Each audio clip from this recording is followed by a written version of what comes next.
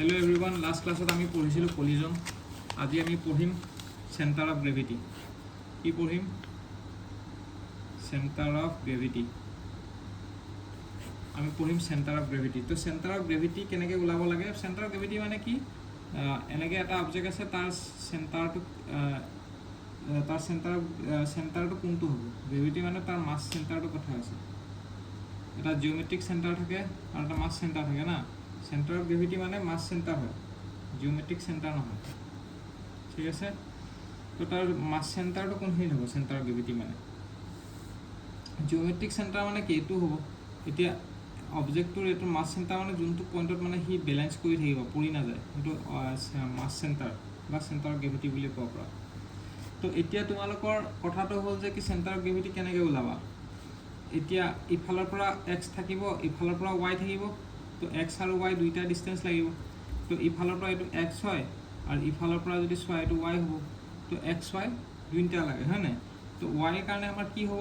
ৱাইৰ কাৰণে ফৰ্মুলাটো হ'ব, ৱাই বাৰৰ কাৰণে ফৰ্মুলাটো হ'ব, এইটো চাপ'জ ৱাই বাৰ, এইটো এক্স বাৰ, এইটো চাপ'জ এক্স বাৰ, এইটো ৱাই বাৰ. তো ৱাই বাৰৰ কাৰণে ফৰ্মুলাটো কি হ'ব?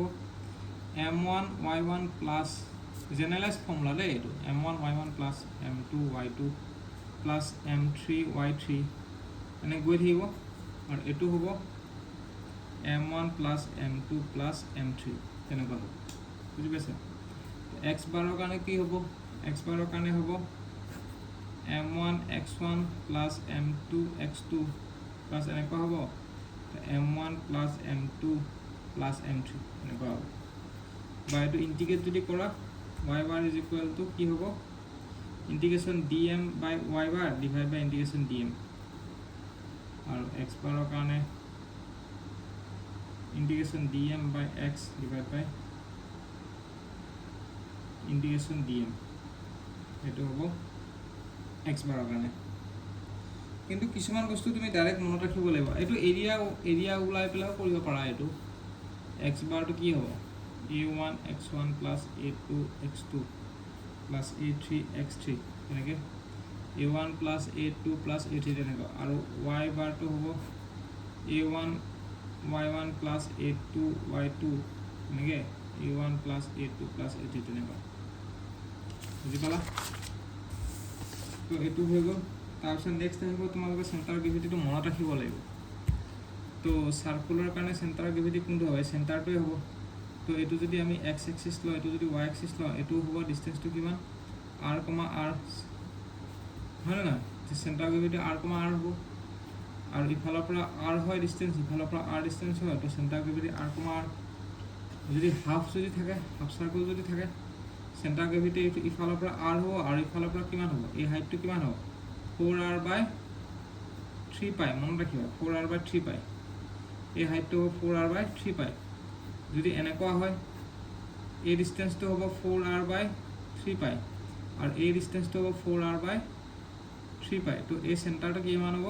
4r বাই 3 পাই আৰু 4 বাই 3 পাই. তো এইটো বস্তু এনেকৈ লিখিব লাগিব, x bar Y bar is equal to 4r বাই 3 পাই, 4r বাই 3 পাই এনেকৈ লিখিব লাগিব. বুজিলা? এতিয়া ট্ৰাইংগুলৰ কাৰণে কি হ'ব? ট্ৰাইংগুলৰ কাৰণে মনত ৰাখিবা, ইফালৰ পৰা h বাই 3, ইফালৰ পৰা h বাই 3, মানে এই পইণ্ট য'ত মিট কৰিছে এই পইণ্টটো হ'ব চেণ্টাৰ অফ গ্ৰেভিটি. হ'ব? মই আৰু ফৰ্মেলি লিখা নাই আৰু বস্তুখিনি কনচেপ্টটো দি দিছোঁ. তাৰপিছত হ'ব ইকুইলেটাৰেল ট্ৰাইংগুল. ইকুইলেটাৰেল ট্ৰাইংগুলৰ কাৰণে কি হ'ব? ইকুইলেটাৰেল ট্ৰাইংগুল এনেকুৱা হয়, গোটেইকেইটা ছাইড ইকুৱেল হয়. তো ইফালৰ পৰা হ'ব হাইটটো হ'ব h বাই 3 আৰু ইফালৰ পৰা হ'ব কিমান? b বাই 2. মানে গোটেই ডিষ্টেঞ্চটো যদি b হয় তেতিয়াহ'লে b বাই 2 আৰু হাইটটো যদি h হয় তেতিয়াহ'লে h বাই 3. বুজিলা? এইটো হাইটটো h আৰু ইফালে h, তেতিয়াহ'লে h বাই 3, h বাই 3.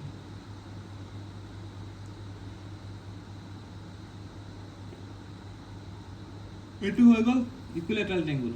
আইচোস্কেল ট্ৰাইংগুল মানে কি? দুটা ছাইড ইকুৱেল আৰু দুটা এংগল ইকুৱেল. তো এইটো ছেমে হ'ব, হাইটটো যদি h হয় তো h বাই 3 হ'ব আৰু ইফালে b বাই 2 হ'ব. ছেম. স্ফিয়াৰৰ কাৰণে কি হ'ব? স্ফিয়াৰ এইটো হ'ব আইচোস্কেল ট্ৰাইংগুল, এইটো হ'ব তোমাৰ ইকুইলেটাৰেল ট্ৰাইংগুল. স্কেলিন ট্ৰাইংগুলৰ কাৰণে কি হ'ব? স্কেলিন ট্ৰাইংগুলৰ কাৰণে স্কেলিং ট্ৰায়াঙ্গলৰ তিনিটা সাইডে বেলেগ বেলেগ একে হ'ব হাইটটো h/3 হ'ব আৰু এটো হ'ব তোমাৰ এটো তুমি নিজে উলাব লাগিব কন্ডিশনটো চাই পেলাই x ৰ ভ্যালুটো কিন্তু এটো হাইটটো h/3 হ'ব ইলিপছৰ কাৰণে কি হ'ব ইলিপছটো তোমালোকে জানিব লাগিব ইলিপছটোৰ কাৰণে সেন্টাৰ অফ গ্ৰেভিটিটো কি হ'ব ইলিপছটো যদি এনেকুৱা হয় ইলিপছটো এটো ডিসটেন্স কি হ'ব a এটো ডিসটেন্স b তো a, b হ'ব ইলিপছৰ কাৰণে a, b হ'ব ইলিপছৰ কাৰণে হয় না ইলিপছৰ এৰিয়াটো ইম্পৰ্টেন্ট হয় এৰিয়াটো পাই a into b ইলিপছটো এটো মেজৰ এক্সিছৰ ডিসটেন্স এটো মাইনৰ এক্সিছৰ ডিসটেন্স a টো হ'ল মেজৰ এক্সিছ b টো হ'ল মাইনৰ এক্সিছ হ'ব তাৰপিছত নেক্সট তোমালোকে সিলিন্ডাৰটো চোৱা সিলিন্ডাৰৰ কাৰণে কিমান হ'ব a ডিসটেন্সটো r আৰু a ডিসটেন্সটো হ'ব h/2 যদি হাইটটো h হয় তো সেন্টাৰ অফ গ্ৰেভিটি আমাৰ এটো হ'ব centre of gravity x, y যদি চোৱা এটো লগত মিলাবলে r, h/2 হ'ব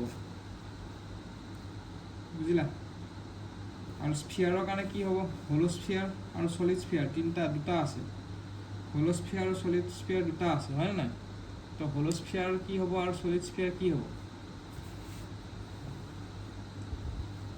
স্ফিয়াৰৰ কাৰণে চোৱা হেমিস্ফিয়াৰ এনে যদি গোটে স্ফিয়াৰটো চোৱা তেতিয়া হলে সাৰ্কুলাৰ নিচিনা একেই হ'ব r, r কিন্তু তোমালোকৰ যদি হেমিস্ফিয়াৰ থাকে হেমিস্ফিয়াৰ দুটা আছে মই নেক্সট পেজত দেখা আছো হা ইয়াতে দেখা দিছো লাগিলে হেমিস্ফিয়াৰ দুটা আছে এটা হল হলো আৰু এটা হল সলিড হেমিস্ফিয়াৰ দুটা আছে এটা হল হলো আৰু এটা হল সলিড তো আমাক কোনটো লাগে আমাক লাগিব দুইটা হয় না তো প্ৰথম আমি সলিড স্ফিয়াৰটো চাওঁ সলিড স্ফিয়াৰটো এনেকুৱা হ'ব তো সলিড স্ফিয়াৰটো যদি এনেকুৱা হয় হাইটটো কিমান হ'ব 4r/3 পাই নহয় সাৰ্কুলাৰ নিচিনা এটো হ'ব 3r/8 মই ৰাখিব 3r/8 আৰু এই ডিসটেন্সটো r এ হ'ব মানে x, y টো কি হ'ব r, 3r/8 এটো হ'ব বুজিছা আৰু যদি তোমাৰ সলিড স্ফিয়াৰ থাকে সলিড স্ফিয়াৰ যদি থাকে এনেকুৱা সলিড স্ফিয়াৰ হে কৈছো হেমিস্ফিয়াৰ যদি থাকে তেতিয়া হলে এটো হ'ব r আৰু এটো কিমান হ'ব এটো হ'ব r/2 বুজি পাইছা তো x, y টো কিমান হ'ব r, r/2 এটো হ'ব তেনেকা কোণৰ দুটা থাকে কোণৰ দুটা থাকিব এটা হ'ল হলো আৰু এটা হ'ব কি হ'ব সলিড আৰু হলো দুটা থাকে হলোৰ কাৰণে কি হ'ব চোৱা